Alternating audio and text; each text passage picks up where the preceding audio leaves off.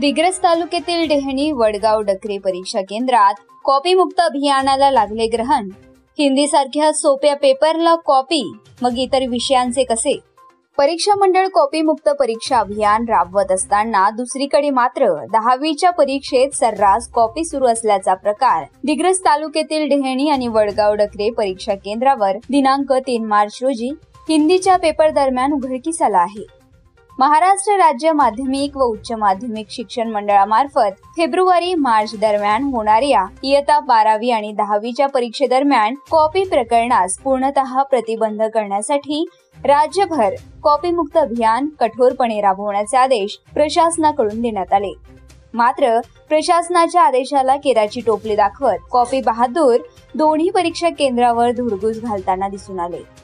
विशेष म्हणजे खिडकीच्या बाहेरून कॉपी पुरवणाऱ्यांमध्ये अल्पवयीन मुलांचा समावेश होता। देशाची राष्ट्रभाषा म्हणून ख्याती असलेल्या हिंदी सारख्या विषयालाही कॉपी पुरवणे चिंतेचा विषय आहे।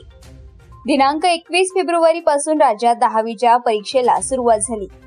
शिक्षण विभागाने विविध पथकांची स्थापना करून परीक्षा कॉपी मुक्त करण्याचा प्रयत्न केला खरे, मात्र दिग्रस तालुक्यातील डेहणी येथील संत बाबनाजी महाराज महाविद्यालय आणि वडगाव डकरे येथील स्वर्गीय मोहन चव्हाण विद्यालयाच्या दोन्ही परीक्षा केंद्रावर कॉपी मुक्त अभियानाचा फज्जा उडल्याचे दिसून आले।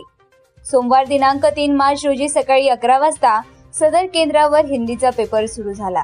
दरम्यान कॉपी बहादुरांनी चक्क शाळेच्या कंपाऊंडवर चढून खिडकीत लटकून आणि तोंडाला रुमाल बांधत विद्यार्थ्यांना कॉपी पुरवल्याचे चित्र पाहावयास मिळाले।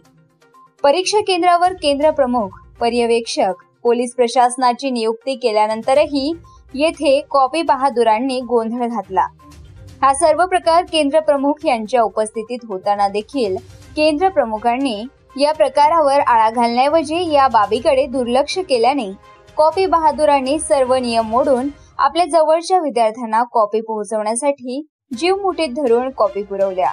याबाबत दोन्ही परीक्षा केंद्राच्या केंद्र प्रमुख श्री महिपाल आणि लाखेकर यांच्याशी भ्रमणध्वनीवर संपर्क साधला असता त्यांनी असा प्रकार घडला नसल्याचे सांगितले।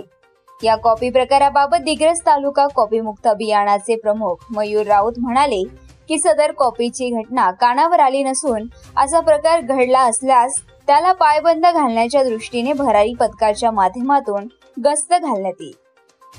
दिग्रस तालुक्यातील अनेक 10वी आणि 12वीचे परीक्षा केंद्र कॉपी सेंटरच्या नावाने तालुक्यातच नव्हे तर संपूर्ण जिल्ह्यात चर्चित आहे।